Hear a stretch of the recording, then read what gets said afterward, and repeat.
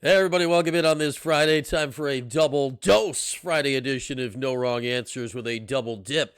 Basketball in the Dome, football down in Miami coming up tomorrow. Let's go chronological order, shan't we? 1 o'clock tip in the Dome on Saturday. Syracuse and Delaware State. The Orange coming off a 38-point beatdown of Binghamton in the season opener. Delaware State probably marginally better than Binghamton. They lost at Temple by 18 in their opener on Tuesday. A winning record last year, albeit barely, for the Hornets, who visit tomorrow. So what are we looking at this game? It should be a win again for Syracuse, but will it be definitive like it was to open the season on Monday?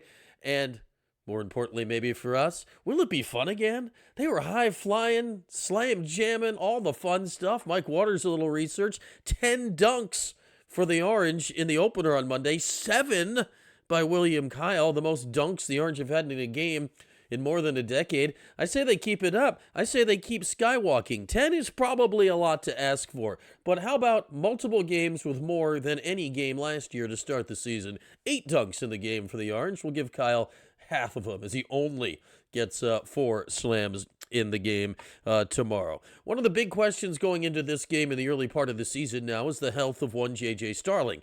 Went down opening 4 minutes on a Monday, did not return, lower body injury, something with the leg. Status currently is day to day, and I say this, don't push it. You have depth this year.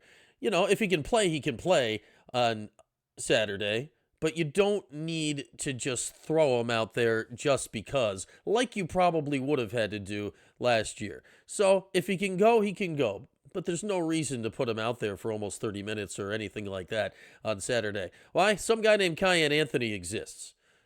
And, turns out this guy with a pretty good dad is pretty good himself, at least one game in. The offensive bag was on full display for Kyan in the opener. He had 15 points on Monday.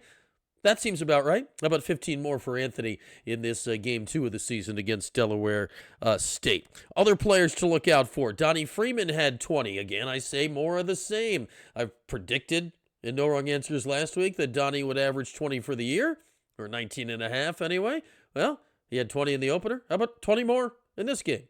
That's a good way to average 20. And how about the league's leader in assists last year, Nate George, coming in? He had 8 assists in the opener, more than he averaged last year. Well, that seems like a good number. How about 8 assists again for Nate George in game 2 of the season? As far as the other Nate, Mr. Kings, he did not have a great offensive game in his first official game in Orange on Monday. Did not do what he was brought in to do, and that was make a 3. 0 for 3 beyond the arc. I think he finds his way a little bit here in game 2 in his Orange tenure. 2 threes for the lefty who transferred in from Oregon State. All's that to say, I feel good about the Orange coming out of game 1 this year. I think we will have a similar feeling coming out of game 2. Final score from the Dome on Saturday, no wrong answers, Syracuse 85 and Delaware State 58. And herein lies the problem. It's not the only game of the day. Down to Miami we go, probably round about a half an hour after the basketball game ends. Toe meets leather, 3:30, Syracuse and the Canes down in Florida.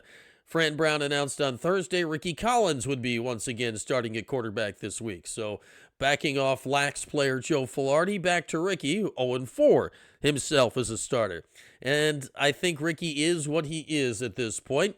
He'll get some late points. He'll do some stuff with his legs. He'll be a little loose with the football. A touchdown pass at some point, likely late from Collins, but 2 more interceptions on his season-long tally. His counterpart, Carson Beck, not also exactly good at keeping the football in Miami's hands. The Canes here coming in. They got to be pissed. They've lost 2 out of 3. I think Beck loses 1 turnover in this game, but all in all is mostly solid. Where I'm looking at this game coming down to, kind of 2 things. 1 neat matchup, 2 stud freshmen in the league. Malachi Toney, no relation to Kadarius, thank goodness for Malachi, has been outstanding, wide out, getting carries, punt returns, kick returns, just a weapon from day 1 for the Canes this year. I want to see him matched up with Demetrius Samuel at some point, one of the best young corners, one of the best young wide receivers in the ACC. That'll just be good, clean fun. Toney will find the end zone at some point. Whether it comes against Samuels or not, I don't know. But no wrong answers. Malachi Toney knows his way to the house. He will do that.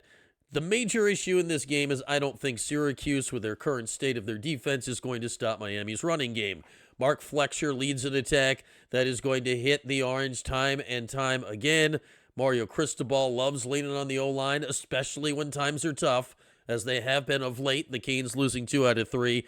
Fletcher leads a running attack that'll put up more than 250 on the ground, and that'll be the difference in the game. Yasin Willis can't get it going again. He's once more head south of 50 yards in the ball game on Saturday. No wrong answers in a game with a spread of 28.5.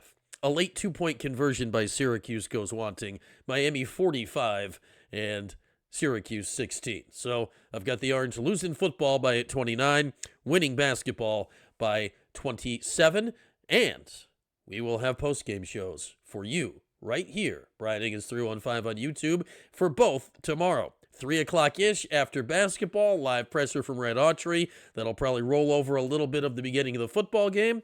We'll take a brief intermission to watch football. Then we'll come back right after 7-ish, and discuss Syracuse and the Canes, what's going on at the quarterback spot for the Orange. Did Luke Carney play the final game of his red shirt this year?